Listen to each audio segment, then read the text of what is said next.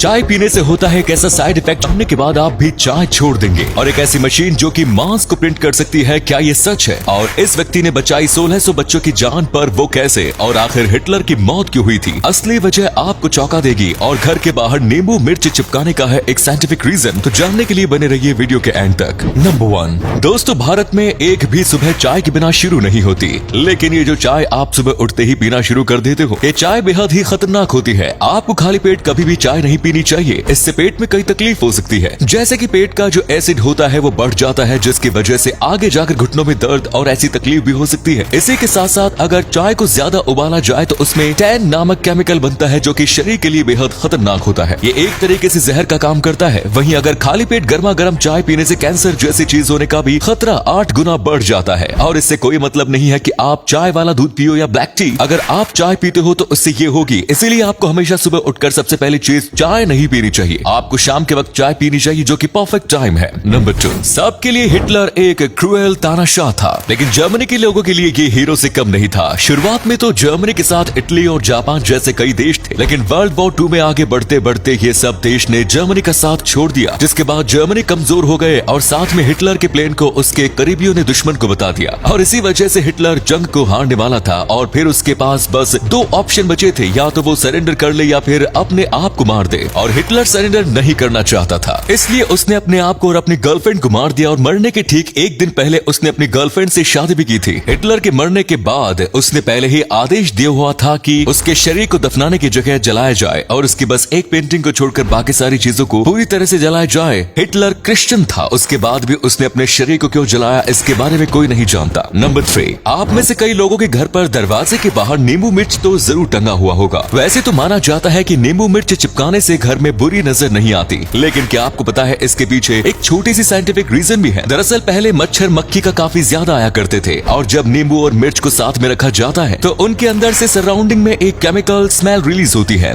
जो कि मच्छर और दूसरे छोटे मोटे कीड़ों को घर से दूर रखती है। और पहले तो बड़ी बड़ी खिड़कियां नहीं हुआ करती थी, तो कीड़े दरवाजे ही अंदर जाते थे, इसीलिए वहाँ पर इस चीज को लटकाया जाता था और कुछ वक्त के बाद ही केमिकल खत्म हो जाता है। इसीलिए हर 5 से 6 महीने में नींबू मिर्च को बदला भी जाता था। ये इसके पीछे का एक छोटा सा साइंटिफिक रीजन है। नंबर 4, एक ऐसी मशीन है जो कि मीट यानी कि मांस को प्रिंट कर सकती है। जी हाँ, आपने बिल्कुल सही सुना। जैसे कि आपको पता होगा कि मीट को निकालने के लिए बहुत सारे जानवरों को मारा जाता है और इसकी वजह से हमारे इकोसिस्टम पर भी बहुत ज्यादा असर पड़ता है। और जब कुछ लोगों को इसके बारे में काफी ज्यादा चिंता हुई तो उन्होंने एक पूरी साइंटिफिक और शेफ की टीम तैयार की, जिन्होंने कई साल की मेहनत के बाद एक ऐसे मशीन बनाया जो कि मांस को प्रिंट कर सकती है, वो भी किसी भी प्रकार से जानवरों को तकलीफ दिए बिना। दरअसल ये पौधों के कार्टिलेज को लेती है और उसके बाद से बिल्कुल एक मीट के जैसा टेस्ट होने वाला है और एक मीट के जैसा टेक्सचर वाला पीस तैयार करता है। और जब उन्होंने इस चीज को एक रेस्टोरेंट में बेचा था तो किसी को पता भी नहीं चला। नंबर 5, साउथ कोरिया में एक ऐसा व्यक्ति है जिसने अब तक 1600 से भी ज्यादा बच्चों की जान बचाई है। इनका नाम है पेस्टर ली और इनकी भी खुद की बच्ची हुआ करती थी, लेकिन उसे काफी मेडिकल प्रॉब्लम्स थी, जिसकी वजह से इन्हें ज्यादातर वक्त हॉस्पिटल में बिताना पड़ता था। और वहाँ पर इन्होंने कई सिंगल मदर्स को अपने बच्चों को छोड़ते हुए देखा। फिर इन्होंने सोचा कि ये इन सारे बच्चों को पाल लेंगे और इसके बाद इन्होंने बेबी बॉक्स बनाया। दरअसल ये दीवार में एक छोटा सा हॉल है जिसके अंदर एक बच्चा जा सकता है, और जो भी माँ अपने बच्चे को नहीं पाल सकती वो इस बॉक्स के अंदर अपने बच्चे को रख देती है। और जैसे ही बच्चा अंदर जाता है तो एक अलार्म बजता है और पेस्टर ली उस बच्चे को ले आता है और उसे पालते हैं और बड़ा करते हैं। वाकई में ये व्यक्ति जो काम कर रहे हैं वो काबिल तारीफ है।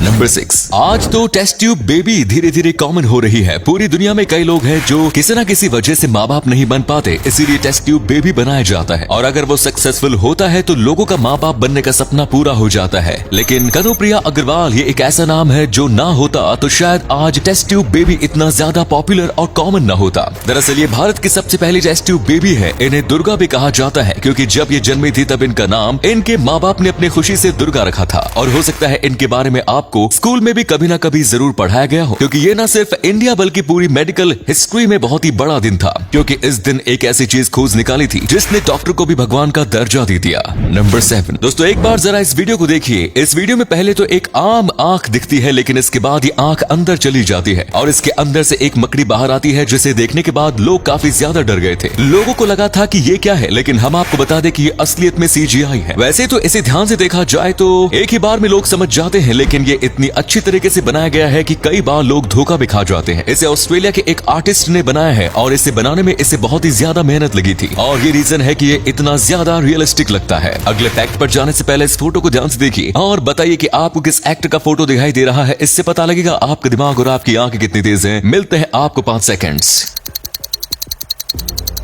नंबर 8, जापान में रहने वाला एक ऐसा शेफ जो कि अपने कस्टमर को जहर खिलाता है। अब ये असलियत में तो जहर नहीं परोसता है, लेकिन ये एक खास तरीके की मछली बनाता है जिसे पोगु कहा जाता है और ये मछली बेहद ही जहरीली होती है। कोई भी अगर इसे खा लेगा तो वो मर जाएगा, लेकिन इसे शेफ के पिता ने करीब अपनी जिंदगी के 10 साल लगा दिए ये सीखने में कि आखिर इस मछली को कैसे बनाया जाता है जिससे ये जहरीली ना रहे। और इस चीज को सीखने में कई सालों की मेहनत लगती है और इसे शेफ ने भी अपने पिता की तरह मछली को बनाना सीख लिया। और पूरे जापान में यह अकेले ऐसा बंदा है जो इस मछली को बनाता है और यहाँ पर खाने के लिए लोग एक प्लेट के 10,000 रुपए देने को तैयार हैं।